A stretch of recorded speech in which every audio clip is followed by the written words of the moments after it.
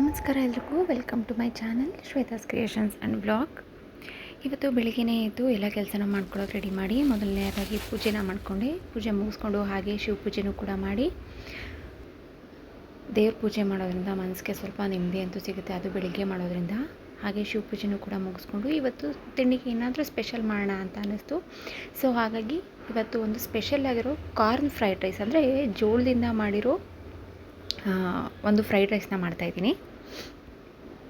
ತುಂಬಾ ಟೇಸ್ಟಿಯಾಗಿತ್ತು. ಬನ್ನಿ ಇದಕ್ಕೆ ಏನೇನೆಲ್ಲ ಬೇಕಾಗುತ್ತೆ ಮತ್ತು ಹೇಗೆ ಮಾಡೋದು ಅಂತ ನೋಡ್ಕೊಬರೋಣ. ಮೊದಲಾಗಿ ಸಣ್ಣದಾಗಿ ಹೆಚ್ಚಿಟ್ಕೊಂಡಿರೋ 2 ಈರುಳ್ಳಿನ ತೊಗೊಂಡಿದ್ದೀನಿ, ಮತ್ತು ಒಂದು ಸ್ವಲ್ಪ ಬೀನ್ಸು, ಹಾಗೆ ಕ್ಯಾರೆಟು, ಹಾಗೆ ಒಂದು ಕ್ಯಾಪ್ಸಿಕಮ್, ಒಂದು ಸ್ವಲ್ಪ ಹಸಿಮೆಣ್ಸಿನ್ಕಾಯಿನ ನಾನಿಲ್ಲಿ ತೊಗೊಂಡಿದ್ದೀನಿ.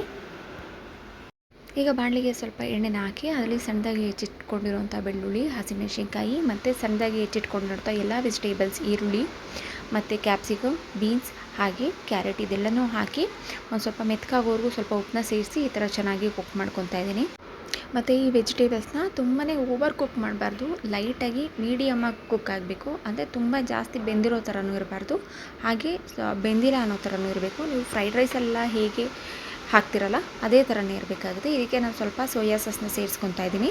ಅದಾದಮೇಲೆ ಇದಕ್ಕೆ ಸ್ವಲ್ಪ ಟೊಮೆಟೊ ಕೆಚಪ್ನ ಆ್ಯಡ್ ಮಾಡ್ಕೊತಾ ಇದ್ದೀನಿ. ನೀವು ನೋಡ್ತಿರ್ಬೋದು, ನಾನು ಇಲ್ಲಿ 1 ಸ್ಪೂನಷ್ಟು ಸೋಯಾ ಸಾಸ್ ಮತ್ತು 2 ಸ್ಪೂನ್ನಷ್ಟು ಟೊಮೆಟೊ ಕೆಚಪ್ನ ನಾನು ಹಾಕ್ಕೊತಾ ಇದ್ದೀನಿ. ಇದನ್ನ ಚೆನ್ನಾಗಿ ಮಿಕ್ಸ್ ಮಾಡ್ಕೊತಾ ಇದ್ದೀನಿ ಇವಾಗ. ಓಕೆ, ಇದು ಚೆನ್ನಾಗಿ ಮಿಕ್ಸ್ ಆಗಿದೆ. ಅದ ನಂತರ ಸ್ವಲ್ಪ ಬೇಯಿಸ್ಕೊಂಡಿರೋ ಸ್ವೀಟ್ ಕಾರ್ನ್ನ ನಾನು ಇದರಲ್ಲಿ ಹಾಕ್ಕೊತಾ ಇದ್ದೀನಿ. ನಿಮಗೆ ಸ್ವೀಟ್ ಕಾರ್ನ್ ಅಂಗಡಿನಲ್ಲಿ ಸಿಗುತ್ತೆ.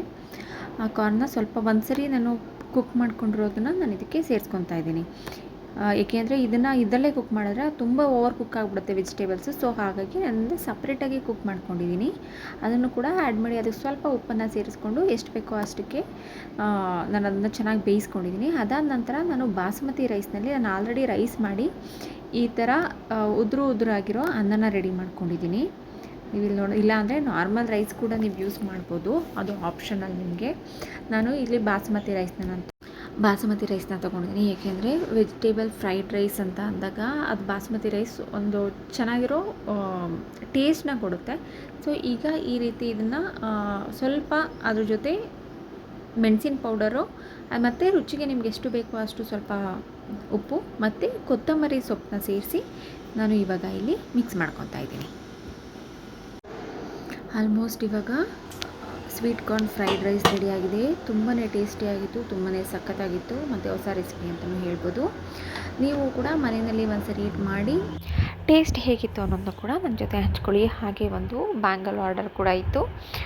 ಒಬ್ಬರು ಕಸ್ಟಮರ್ ಅವ್ರಿಗೆ ಎಂಗೇಜ್ಮೆಂಟ್ಗೆ ಅಂಥೇಳಿ green and pink combination with golden ಬಾರ್ಡರ್ಗೆ ಮ್ಯಾಚ್ ಆಗೋ ಥರ ಬ್ಯಾಂಗಲ್ಸ್ನ ಮಾಡಿ ಅಂತ ಹೇಳಿದರು.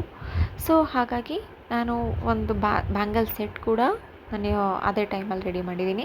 ನಿಮಗೂ ಯಾರಿಗಾದ್ರೂ ಬೇಕಾಗಿದೆ, ನೀವು ಫ್ಯಾಮಿಲಿ ಆರ್ ಫ್ರೆಂಡ್ಸ್ಗೆ ಬೇಕಿತ್ತು ಅಂತಾರೆ, ನಾನು ಸ್ಕ್ರೀನಲ್ಲಿ ನಂಬರ್ ಹಾಕಿರ್ತೀನಿ.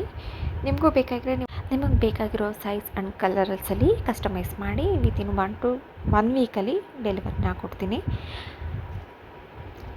ಬ್ಯಾಂಗಲ್ ಮೇಕಿಂಗ್ ವಿಡಿಯೋ ಕೂಡ ನನ್ನ ಯೂಟ್ಯೂಬ್ ಚಾನಲಲ್ಲಿ ಅವೈಲೇಬಲ್ ಇದೆ. ಹೋಗಿ ಒಂದ್ಸರಿ ನಿಮ್ಗೆ ಯಾರಿಗಾದ್ರೂ ಇಂಟ್ರೆಸ್ಟ್ ಇದ್ದರೆ ಹೋಗಿ ಚೆಕ್ ಮಾಡಿ. ಪ್ರೈಸಿಂಗ್ ಬಗ್ಗೆ ಡೀಟೇಲ್ಸ್ ಬೇಕು ಅಂದರೆ ನನ್ನ ಇನ್ಸ್ಟಾಗ್ರಾಮ್ ಪೇಜ್ ಲಿಂಕ್ ಕೂಡ ನಾನು ಯೂಟ್ಯೂಬ್ ಡಿಸ್ಕ್ರಿಪ್ಷನಲ್ಲಿ ಹಾಕಿದ್ದೀನಿ, ಚೆಕ್ ಮಾಡಿ. ಇವಾಗ ಒಂದು ಬ್ಯೂಟಿಫುಲ್ ಆಗಿರೋ ಬ್ಯಾಂಗಲ್ ಸೆಟ್ ರೆಡಿ ಆಗಿದೆ.